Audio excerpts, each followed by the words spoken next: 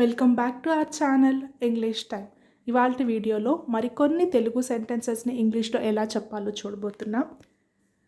అతి తెలివిగా ప్రవర్తించొద్దు. Don't act over smart. ప్రతిదానికి నన్ను ఎత్తి చూపవద్దు. Don't point out me for everything. మీరు ఎందుకు అంత గంభీరంగా ఉన్నారు? Why are you so serious?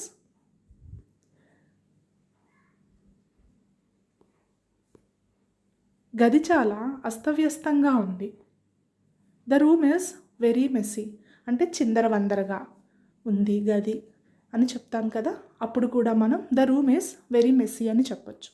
If you like this video, please do subscribe to our channel English time. Thank you for watching.